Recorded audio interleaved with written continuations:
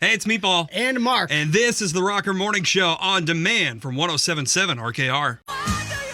107.7 RKR, it is the Rocker Morning Show with Meatball. And Mark Frankhouse. What's up, buddy? How you doing? I'm doing great. Yeah, good morning. Ready to go for what, Friday and the weekend? Yes. You have plans this weekend? Yeah, I'm going back to the east side. Oh, nice. So doing a lot. We got our draft for one of our fantasies on Saturday. That's right. So I was going to go visit my brother and do some barbecuing, but he just came down with COVID. So that's not good. Bummer. All right. So, but yeah, just hanging out. Going to go to the Renaissance Festival too. I have not been to the Ren Fest in like easily 26, 27 years. Is it's that crazy. In Rochester Hills, or where is that at? No, it's in, I think, Holly. It's Okay. near Clarkston. Gotcha. It's past Clarkston. Yeah, it's basically I-75 North. I think it's near Holly. Nice. If I recall correctly. Do you get all dressed up for the Ren Fair? Like, do you have the tunic shirts and everything? No, that costs money for a thing. I mean, I just told you I haven't been there in 27 years. So Right.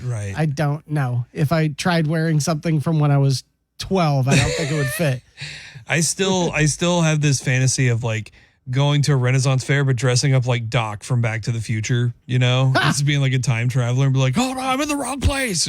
Well, it is Viking invasion weekend. Oh, and man. So I think I might convince my parents to go with us. And my mom has this big headdress because she's a huge Minnesota Vikings fan. Oh, yeah. And she's got the headdress with the Viking helmet and the long braids. I feel like you've mentioned this. Yeah. Okay. So I got to see, maybe I can find a like Vikings jersey and be like, Mom, you got to show up like in Vikings gear. It's like, I see if I can convince her, be like, it's like Vikings weekend. They're basically telling like all Vikings fans to come out. And then she gets there and it's like a bunch of like people dressed up like actual Vikings and be yeah. I think they got the wrong Vikings. I don't know what to tell you. Well, before we get to go have our Labor Day weekend fun, we have a lot going on leading up to it. Let's see. Tonight you're going to be at Warner Vineyards. Yeah, 5 to 7. We are going to get you registered for the Rocker Rides with the Bob Seger tribute. Turn the Page. This is going to be a really fun show, man. Opportunity for people to get qualified for those Rocker Rides as well. We'll have more information on that after 8 o'clock. Tomorrow, I'm going to be out at Tapper Ford from 5 to 7 in Paw Paw, right across from Red's Root Beer Stand. So that's going to be nice. Very cool. Yeah, I'm going to hang out there for a little while, get some more qualifications for the Rocker Rides. Again, we'll give you more information on that and timing and whatnot after 8 o'clock. So spend a little time in Paw Paw the next couple of days.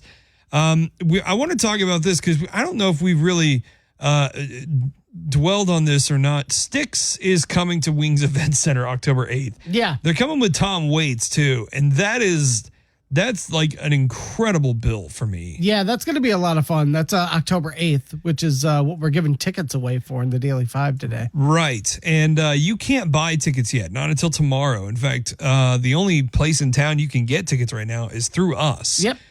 So we have an opportunity for you after 7 o'clock for winning those tickets in the Daily 5 trivia game, which is going to be a ton of fun. I don't know. I'm kind of stunned that Styx is going to be here and that we might get to see them. I'm pretty stoked for that. Yeah, it'll be a fun one. And then I have a busy night tonight. I'm going up to Grand Rapids for a concert. Very fun. Yeah. You're going to see a band from yesteryear. From yesteryear.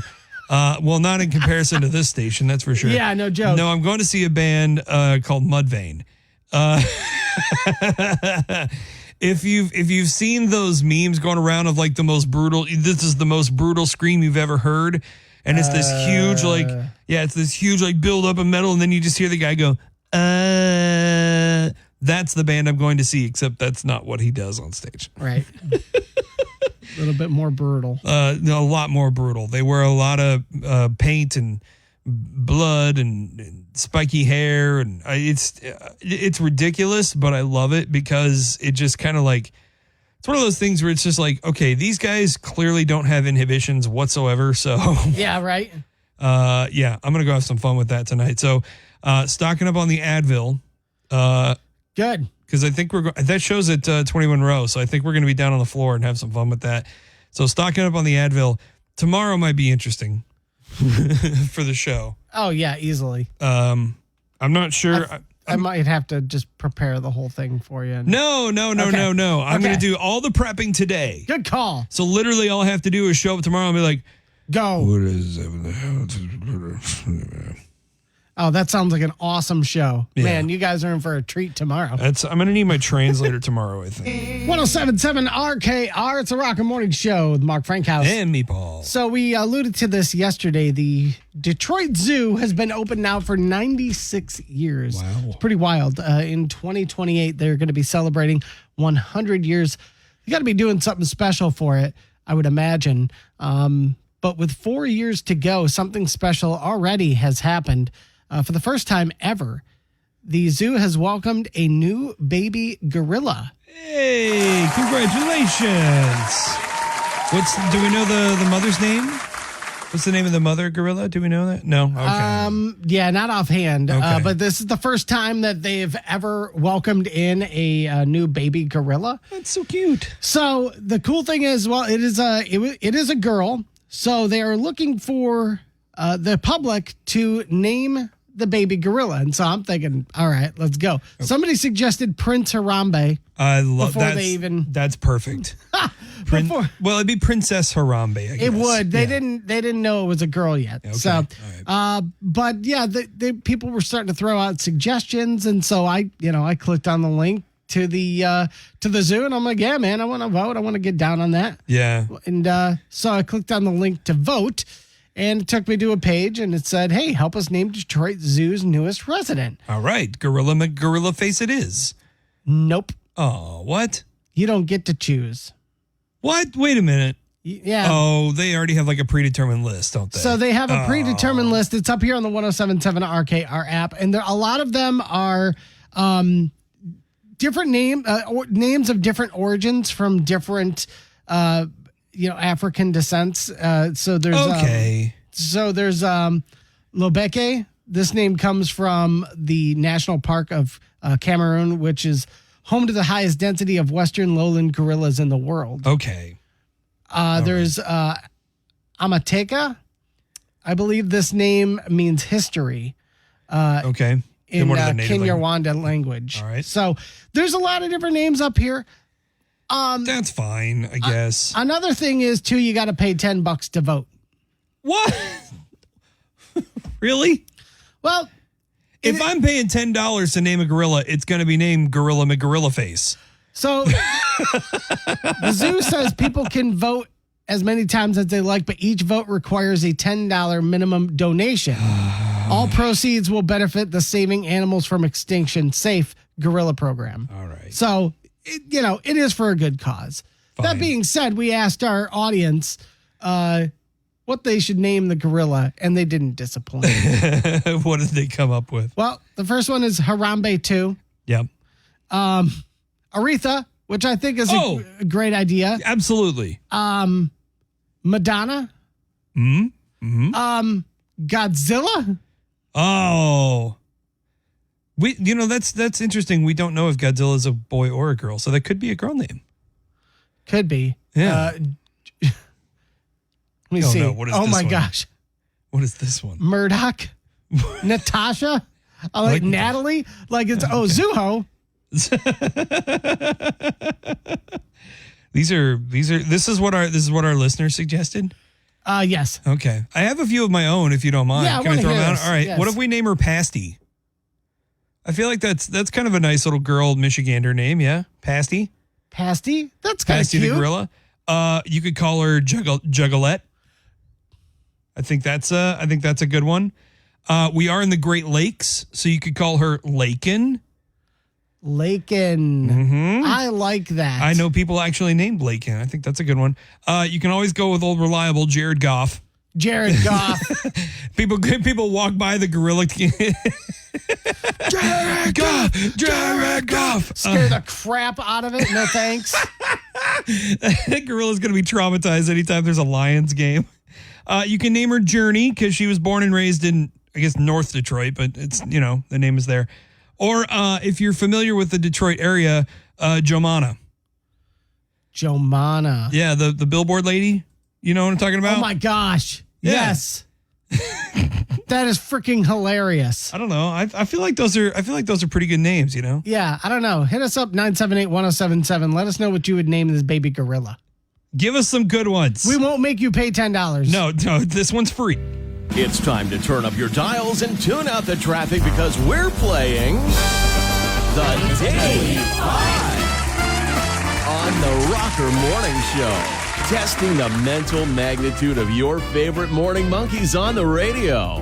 And now, your hosts for the Daily 5, Meatball and Mark Frank House. It is the Daily 5 where Mark and I ask each other questions. The other one answers. Today, I'm asking the questions. Mark is answering. Mark, you got help on the line today from Ryan. Good morning, Ryan. How are you? Wonderful. Good morning. Awesome, Ryan. If you help me get 3 out of 5 questions correct, we will get the 4th point for the week. If not, Meatball will get his first point for the week. All right. Good luck to you.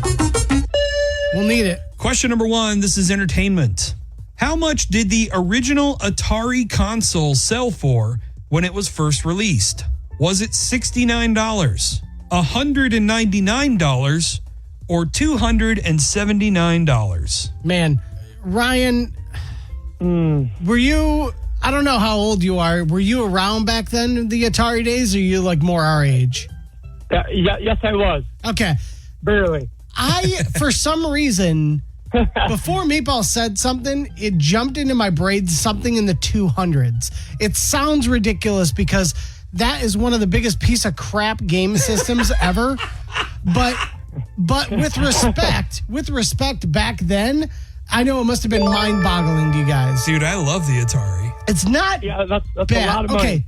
It's not the Virtual Boy. I'll give it that. No. So, but Ryan, what are you thinking as far as price? What's in your head? Gosh, it was 69. What was the 100 and what? 199. Yeah, $199. Oh, man. Or 279. Yeah. I feel like it was 279. I feel like it was really expensive. Yeah, so you could be right, man. I mean, I'll go with it. I'll go with you. What are your thoughts? You feeling the 199? Definitely, it's one of those two. Yeah.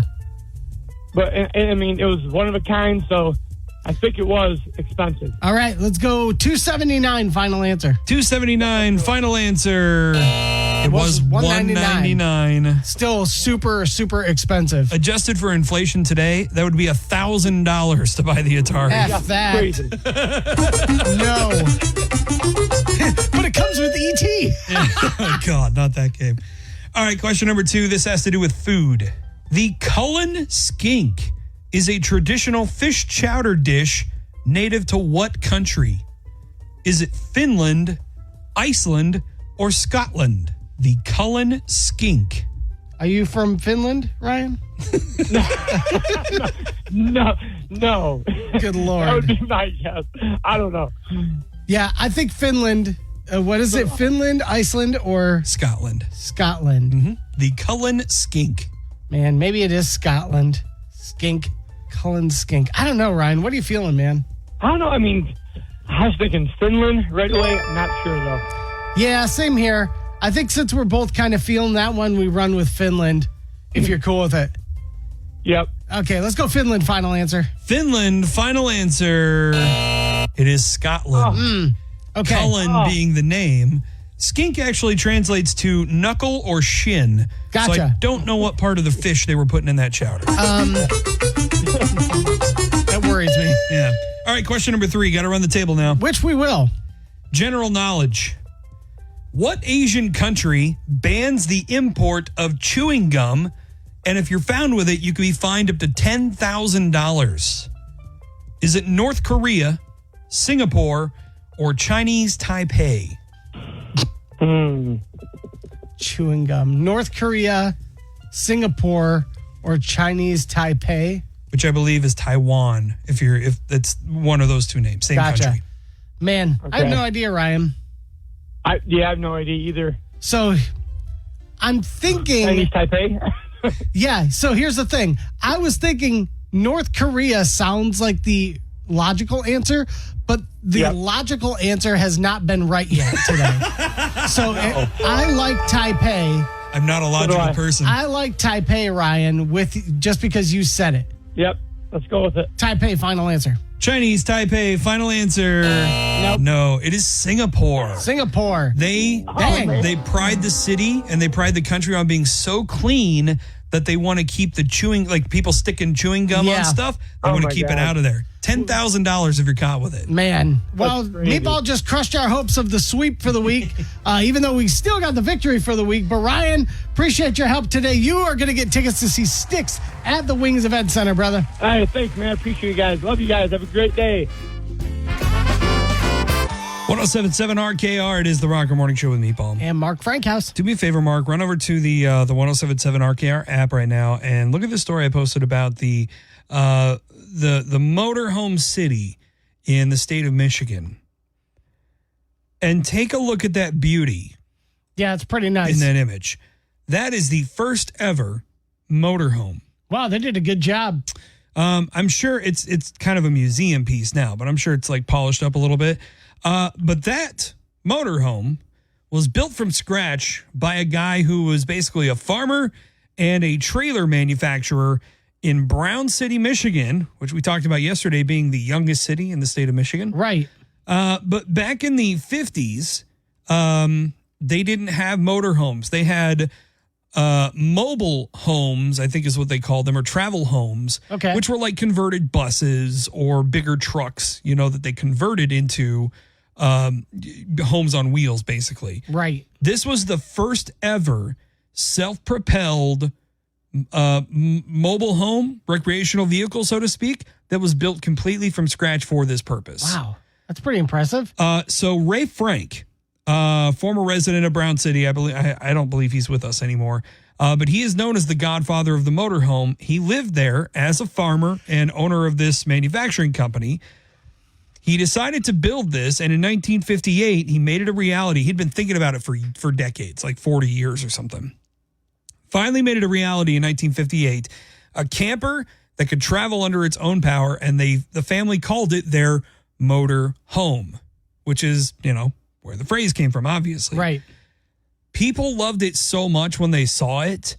They were like, where can I get one of these? How can I get one of these? So he started finding ways to manufacture these on his own. He found out that putting them on like truck chassis was the way to go. So initially he reached out to Dodge. He went to the Chrysler division, I believe, of Dodge, or Dodge division of Chrysler, rather. Gotcha. In Detroit, and asked them for just, raw truck chassis. That's all he wanted. And they said, no, but we know a Dodge dealer who has a bunch of truck chassis that you can buy from him, and you can start building on those. So he found this guy, bought like 100 truck chassis from him, Dodge truck chassis, and together he and Lloyd Bridges founded the Travco Motorhome Company, and they built these things pretty much by hand, just them and a couple other employees, and the company still exists. Like the sons, one of the sons owns this company, and they still make these motorhomes. Yeah, I was going to ask if it remained in the family or not. Yeah. That's it's still pretty smart. It's still kind of like a small little motorhome company.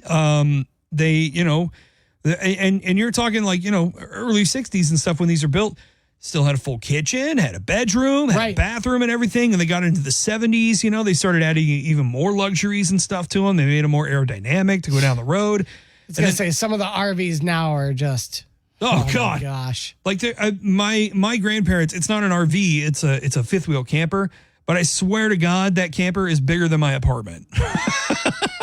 No joke. It has like a fireplace, and it's awesome. It's awesome. But like these things for the 70s especially, 60s and 70s, like. These things were awesome. Mm-hmm. It was literally like you could go anywhere. Deadheads, either had these or vans that they were living in, when they were traveling around the country following the dead. But like they did, most of the versions of this truck were like 24 footers. They were small campers, and they could sleep up to like 6 or 8 people. They had a 27 footer in the 70s. They called the Dodge Mahal. Jeez. It was technically only for 2 people. Like it had a bedroom and a living room and all that kind of stuff. But it could sleep up to 10 people. And this is before they had like slide outs and stuff too. Oh my gosh, that's huge. But yeah, the entire history of the motorhome started from a dude's backyard in Brown City, Michigan. I was going to say, and it looks pretty good too. Very little rust. Bad, right? Very little rust. They must be scrubbing that thing well with Coca-Cola. I think it'd be awesome. I've always had this dream of like building my own motorhome, like to my own specifications. You know what I mean?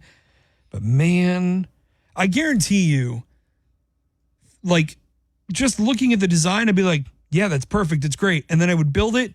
It would get about 10 feet down the road and just collapse. Just.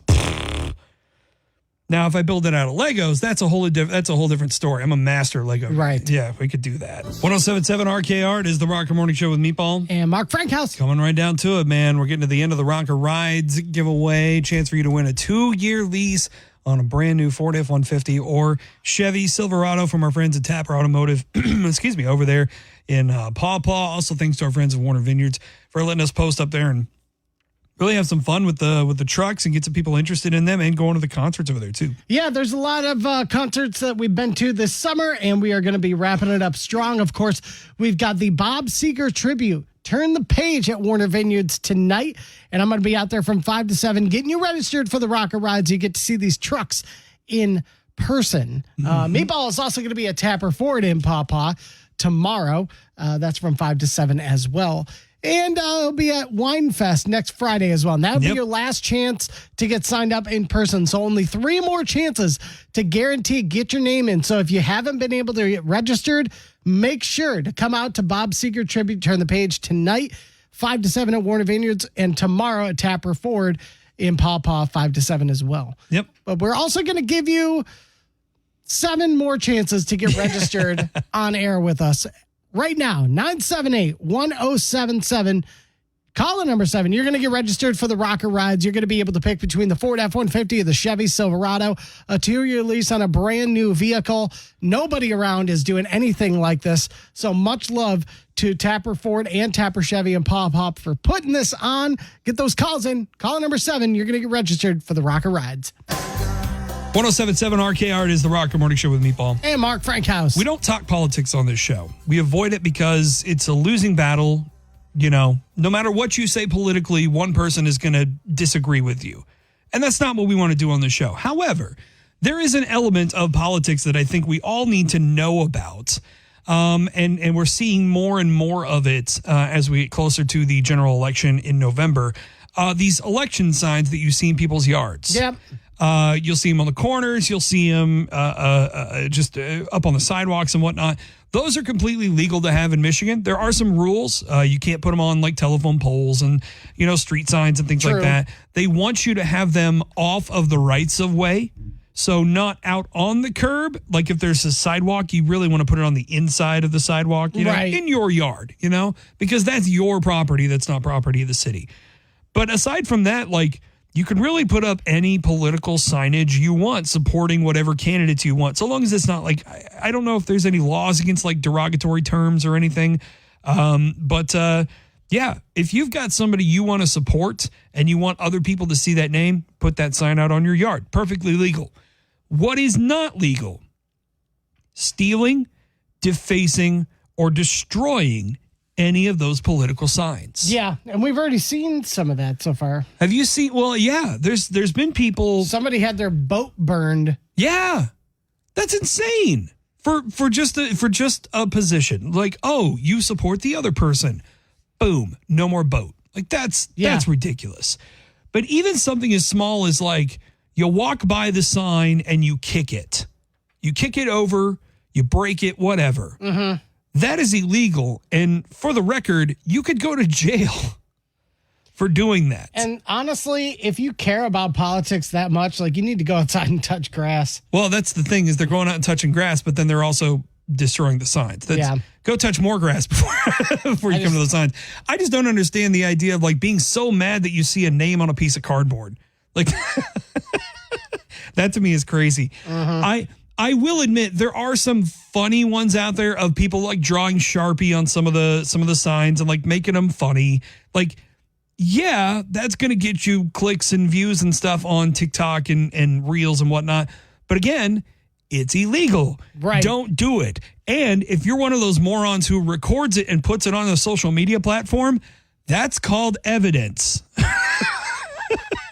And see what evidence is it ties you back to the crime. Which you can be charged for. They can charge you for up to $500 fine, or you could spend 90 days in jail for defacing political signage in the state of Michigan. Which would put you past the voting date. So you kind of, you're taking a vote away from the person that you're exactly. For, so don't do that.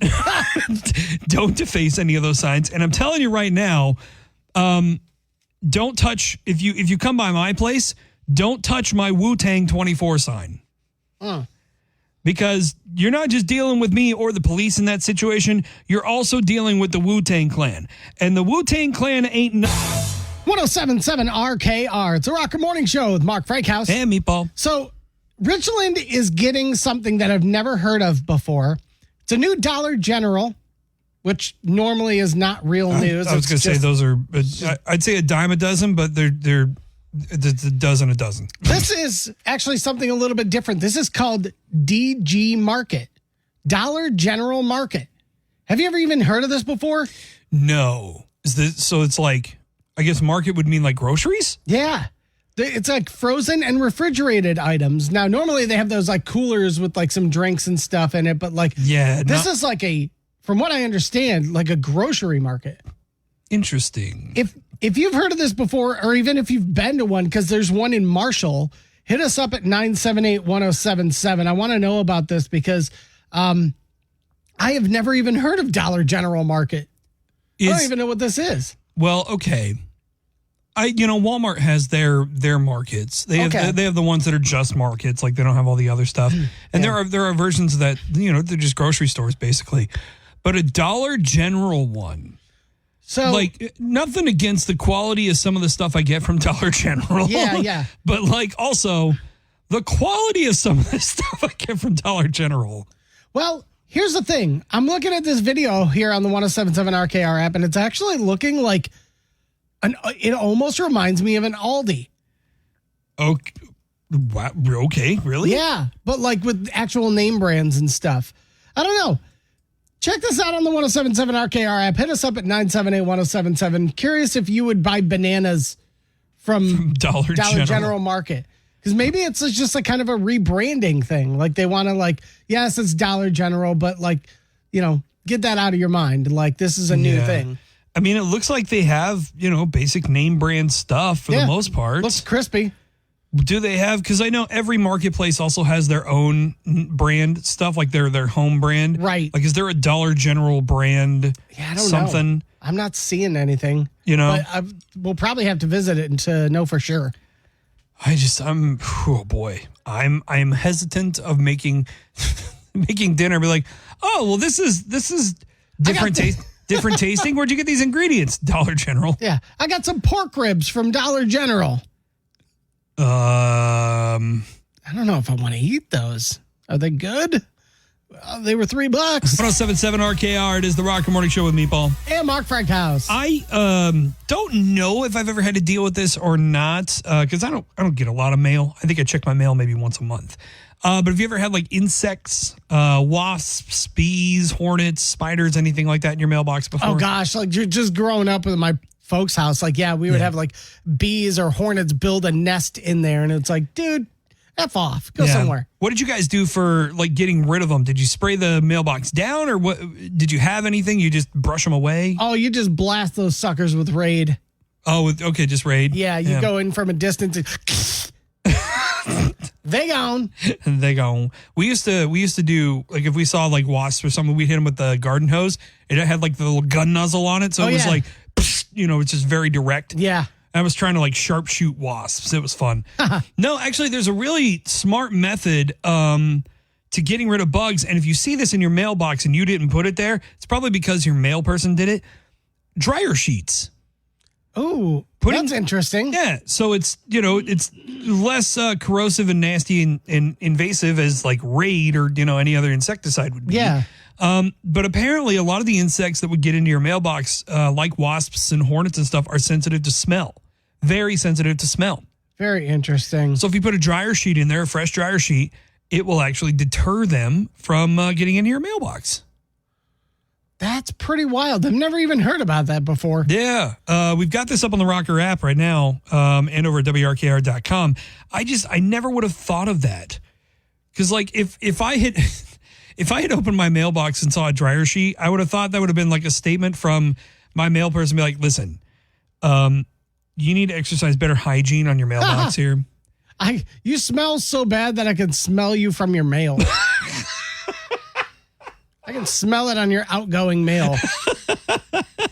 Please wear deodorant. He just dreads every time he comes by and sees the flag up to pick up mail. He's like, oh, God. He's got to get one of those like chomping Tyrannosaurus Rex handles to grab the letter. It's like, yeah, not the stinky bastard again. Dang it. Oh, God. If you see a whole box, like one dryer sheet is probably for insects. If you see the whole box in there, that's probably because your outgoing mail